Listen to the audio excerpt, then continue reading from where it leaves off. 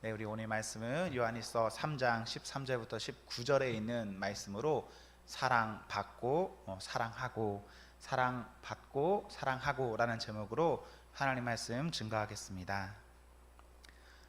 사람은 분명히 누군가를 사랑하며 삽니다.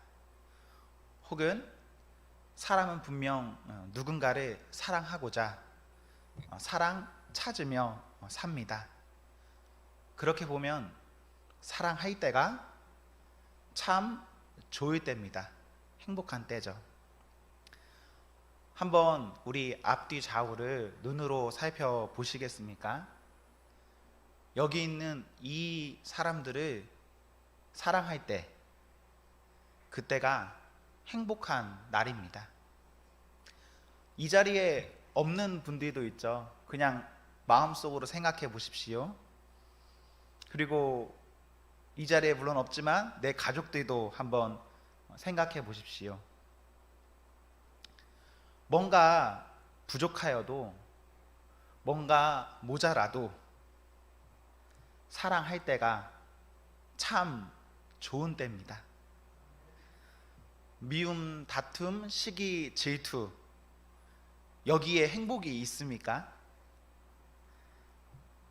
그럴 수만 있다면 얼마든지 그렇게 하십시오. 하지만 그것에는 어떠한 유익도 없습니다. 저는 사도행전 1장 14절 후반절에 있는 말씀처럼 더불어 마음을 같이 하는 교회가 우리 교회가 되면 좋겠습니다. 그리하여서 모이면 기도에 힘쓰는 겁니다. 초대교회는 그리하였습니다. 그렇게 했을 때 우리는 지금 상상할 수도 없을 어떤 성령의 특별한 은혜가 그곳에 가득하였습니다. 여기 한 사람 한 사람, 내가 우리를 사랑하고 거기에 더하여서 내가 이 자리뿐만 아니라 이 자리에 없는 교회 밖에 있는 사람을 사랑하는 것, 그렇게 살아가는 것이 하나님께서 우리에게 원하시는 뜻입니다. 왜 우리가 사랑해야 하냐? 14절에 생명이 아니라 사망에 머물러 있는 안타까운 지경에 있는 사람들이 많이 있기 때문에 그렇습니다. 저는 때로 이런 생각을 해봅니다. 세상이 우리를 미워하는데 예수님이 없는 사람들, 어쩌면 우리를 핍박하는데 어떻게 그 사람을 사랑합니까? 제 생각으로는 저를 미워하는 사람, 저는 사랑 못합니다. 그럼에도 불구하고 나는 사랑 못하지만 하나님께서 사랑하라 하셨으니 그럼에도 불구하고 사랑해야 합니다. 13절과 같이 세상이 우리를 미워함은 이상한 일이 아닙니다. 예수님이 없어 사망에 머무르는 사람에게는 교회 다니는 우리를 보고 악하게 보이는데, 나쁘게 보이는데 어떡합니까? 우리 예수님도 이 땅에 계실 때 대접받으셨습니까? 우리 예수님도 이 땅에서 고난 받으셨습니다. 그러나 묵묵히 자기 십자가 지셨습니다. 그렇다면 우리도 예수님의 뒤를 따르는 사람, 성도로서 그저 그 뜻대로 살아가는 것, 그것이 마땅한 일입니다. 저는 쉽게 말하면 예수님이 없는 사람들에게는 어떤 선글라스가 씌어져 있다라고 생각합니다. 이 사람들은 못 보는 것도 아니고 뭔가 이상하게 살아가는 것도 아닙니다. 그저 이렇게 씌어진 어떠한 안경 때문에 못 보는 겁니다. 그래서 우리는 못 보는 그 사람들로 하여금 그 사람들이 우리에게 어떻게 대하든 그저 사랑해야 합니다. 불쌍히 여기는 마음으로. 15절에 우리는 예수님의 사랑을 아는 사람들입니다. 체험한 사람들이죠. 예수님을 아는 우리가 사랑하지 아니하면 말씀은 우리에게 뭐라 하느냐? 오늘 말씀에서는 부담스럽게 살인자라고 합니다. 더욱 부담스러운 것은 15절 후반절에 살인하는 자마다 영생이 그 속에 거하지 아니하는 것을 너희가 아는 바라. 사랑하지 않으면 살인자다. 그런데 살인자는 어떻다? 영생이 그 속에 없다. 두려운 말씀이죠. 16절에 우리 예수님 우리 위에 생명까지도 주셨습니다. 사랑하기 때문에. 그런 사랑을 아는 우리가 어느 형제를 위해, 어느 사람을 위해 사랑하는 것 마땅한 일입니다. 특별히 말씀은 목숨, 생명까지도 희생하라 말씀하십니다. 저는 사실 이럴 만한 자신이 없습니다. 그런데도 말씀은 그렇게 살라 말씀하십니다. 그래서 바라기는 이 말씀에 아멘 하시고 또 기도하셔야 됩니다. 내 능으로 사는 게 아니거든요. 로마서 5장 8절에 보시면 우리가 아직 죄인 되었을 때에 그리스도께서 우리를 위하여 죽으심으로 하나님께서 우리에 대한 자기 사랑을 확증하셨느니라 말씀하십니다. 우리는, 나는 내가 뭔가 좋은 사람이라서 예수님 나를 위해 죽은 게 아닙니다. 그냥 우리 사랑하기 때문에 그냥 죽으신 겁니다. 그 사랑을 아는 우리는 알기 때문에 그 사랑 모르는 자를 위해서 목숨까지도 희생하는 것, 그것이 내가 받은 사랑 갚는 길입니다. 요한일서 4장 19절에 보시면 그저 하나님께서 우리를 먼저 사랑하셨습니다. 내가 사랑할 수 있는 이유는 내가 착한 사람이라서 사랑하는 것 아니라, 내가 희생할 수 있는 이유는 내가 그럴 만한 사람이라서 그런 것이 아닙니다. 예수님께서 먼저 사랑하셨기 때문에 나는 사랑받고 사랑할 수 있습니다. 그렇기에 우리가 무엇을 따져가면서 뭘 하겠다라기보다 그저 사랑하면 됩니다. 오늘날 교회에서도 이렇게 있다 보면 우리 너무 행사나 어떤 조직에 민감할 때가 있습니다. 그런데 그것보다 더 먼저 해야 될 것은 사랑입니다.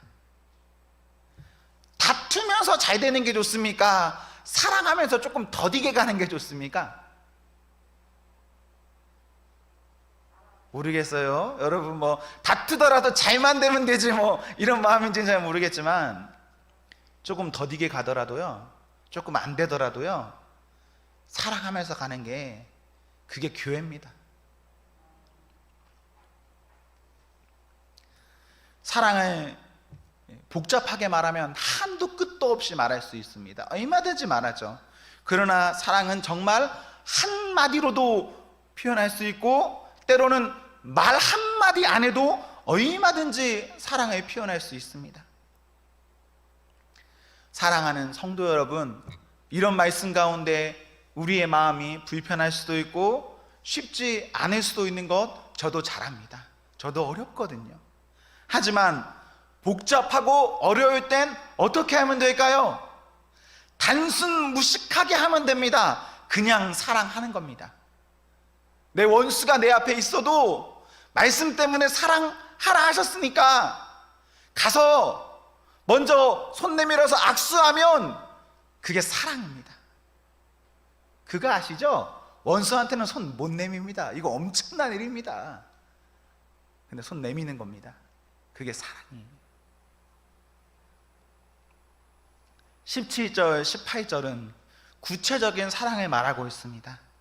저는 특별히 18절 후반절에 행함과 진실함으로 하자라는 말씀이 눈에 들어옵니다. 하나님 우리에게 어떠한 능력을 주시고 또 그 주신 능력 가지고 무엇인가를 보게 하셨습니다. 그렇다면 그 다음에는 어떻게 해야 하냐? 그냥 여러분 말씀 보시면 됩니다. 말씀에 그냥 너무 잘 나와 있어요. 이 구절은 제가 뭐라 말하기보다는요, 여러분들이 눈으로 보시면서 곰곰이 생각하시면서 기도하시면 더 좋을 말씀입니다. 17절, 18절과 같은 말씀 보시면서 여러분은 어떤 생각이 드십니까? 생각하십시오. 생각하시고 하나님 주시는 마음의 아픔이나 감동이 있다면 그렇게 사십시오.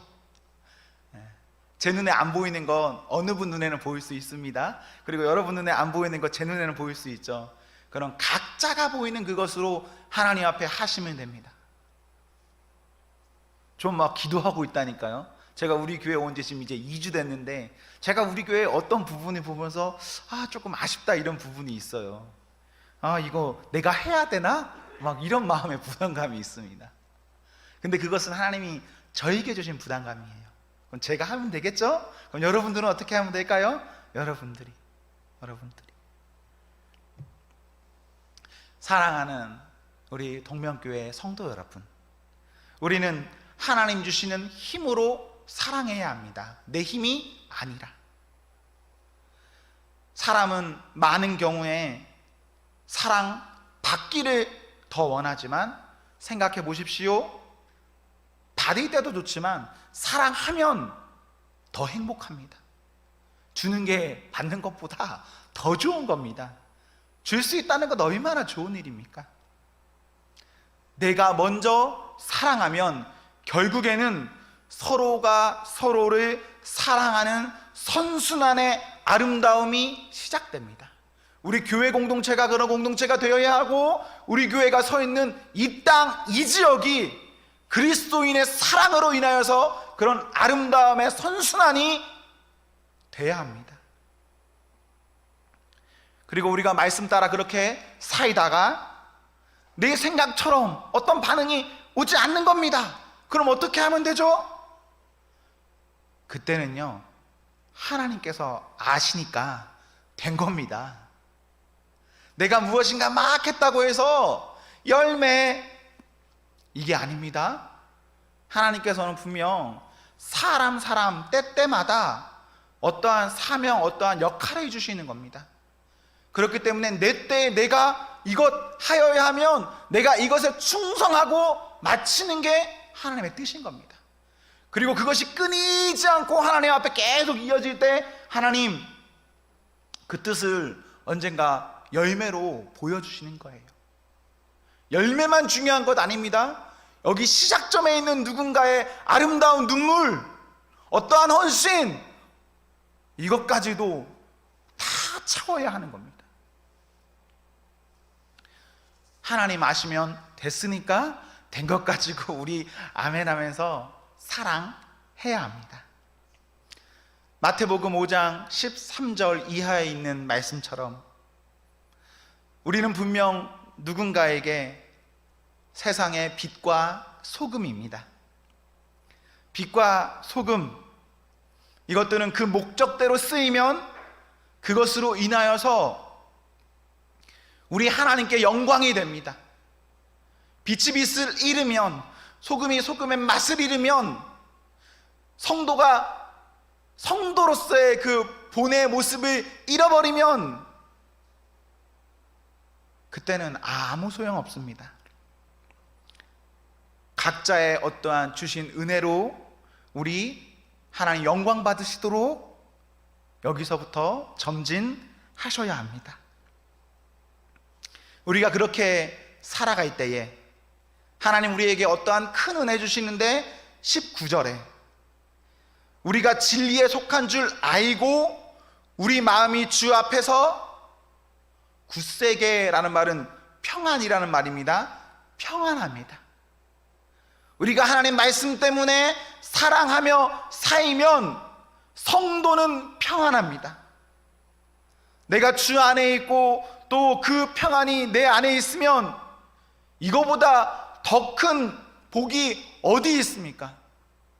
구원받은 복 안에 있는 내 안에 평안. 우리가 구원이 없고 우리가 예수님 없고 우리가 무슨 일확천금 가졌다고 해보십시오. 가진 무엇인가가 우리 마음에 평안해 주는 것 아닙니다.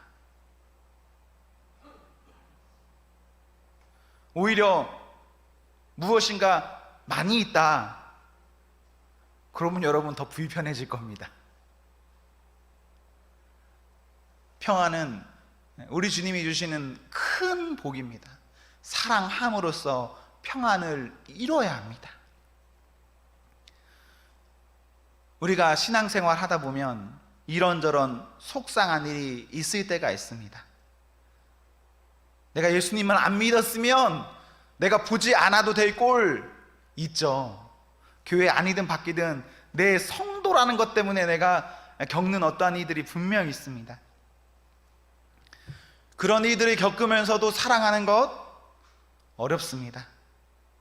사실 어떤 힘든 일 겪으면 미워하지만 않아도 사실 대단한 겁니다. 여러분, 누군가 여러분들을 거슬리게 하는 사람이 만났다 생각해 보십시오. 그때 성도님들은 어떻게 하십니까? 불편한 성도 만난 거예요. 혹은 밖에서 불편한 어떤 이웃, 어떤 회사 친구, 동료 만난 겁니다. 어떻게 하십니까?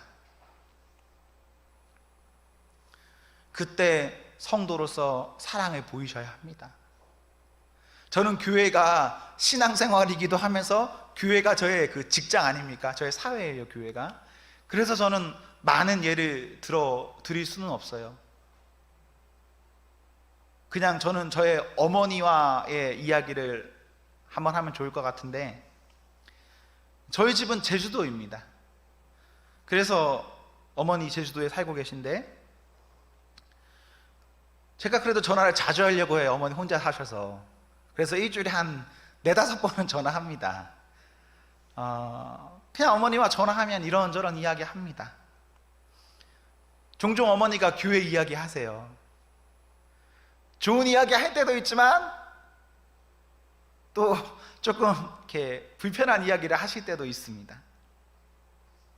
어떨 때는 교회 이야기 하면서 불편한 이야기하고, 또 불편한 이야기 하면서 어느 권사님 이야기, 또 어느 목사님 이야기 막 이런 걸 주저주저 하세요.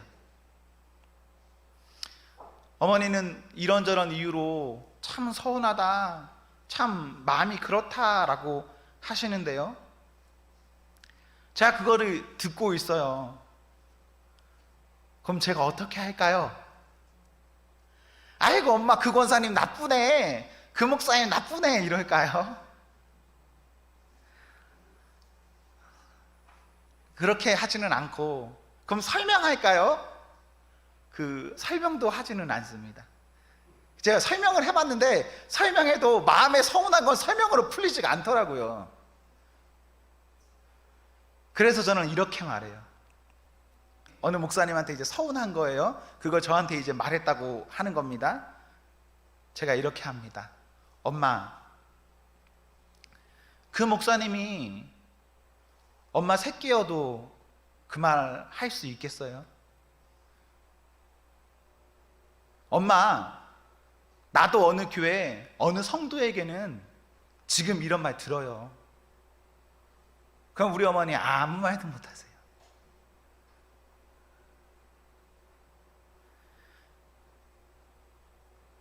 사랑하면요, 허다한 죄를 덮습니다. 베드로전서 4장 8절에 있는 말씀처럼 머리로 이해돼서 사랑하는 게 아닙니다. 뭔가 설명돼서 사랑하는 게 아닙니다.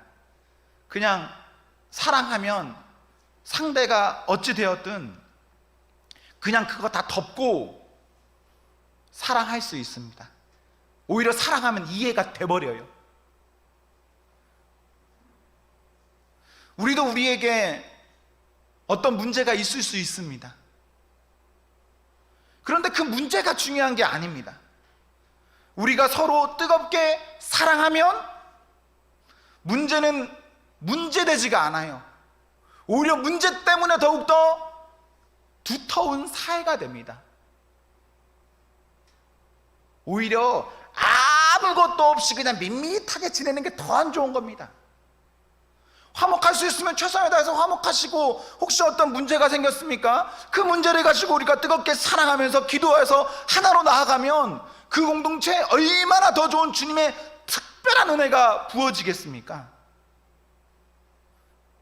저는 그런 주님의 특별한 은혜가 우리 교회 안에 임해서 이곳이 천국 같고, 또 이곳 밖을 나가면 내가 선 그곳이 천국이 되는, 교회가 되는 그런 은혜가 있기를 기원합니다. 천국 죽어서 가는 곳이 아닙니다. 천국 내가 이 땅에서라도 믿으면 믿는 그 자리가 천국입니다. 우리 이 자리에 교회로 모였습니까? 교회라는 건물이 중요한 게 아니라 우리가 이곳에서 믿는 신앙 고백으로 사는 것이 중요한 것이고, 그렇게 고백해야 이곳이 교회, 천국, 믿는 이들의 모임이 되는 것입니다. 우리 그렇게 살고 있습니까? 살고 있다면 아멘, 더 힘차게 살아가십시오. 그런데 우리가 그렇게 살아가고 있지 못합니까? 그렇다면 누군가를 탓하지 말고 자기 먼저 오고, 내가 먼저 회개하고, 내가 먼저 손 내밀어서 교회가 교회다울 수 있도록, 성도가 더욱 성도다울 수 있도록 우리 열심을 내야 합니다. 그런데 진짜 사랑하지 못할 사람들이 있긴 있어요. 정말 우리가 연약해서 진짜 저는 도저히 못합니다, 그런 사람이 있어요. 저도 그런 사람이 있습니다.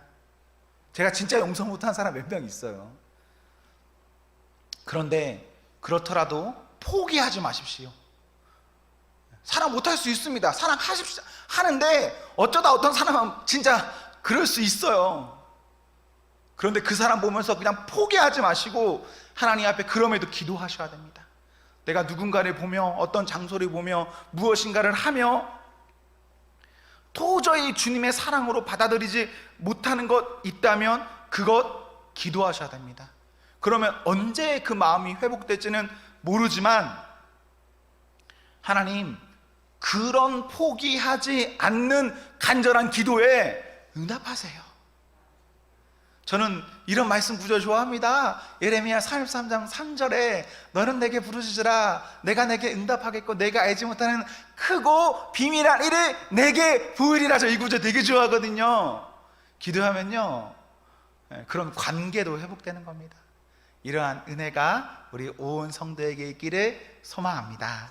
사랑하는 성도 여러분, 하나님의 말씀으로 인하여서 행복하십시오. 성령 충만하십시오. 아멘.